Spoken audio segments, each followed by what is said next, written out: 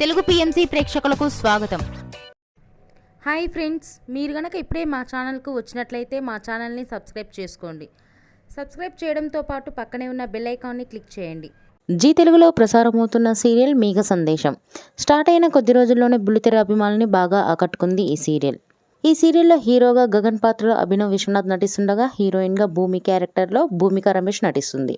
ఇతర ముఖ్య పాత్రల్లో శ్రీకృష్ణ కౌశిక్, సుజిత నటిస్తున్నారు. గగన్ భూమికి సంబంధించిన కొన్ని లేటెస్ట్ ఫొటోస్ని ఇప్పుడు మనం కూడా చూసేద్దాం.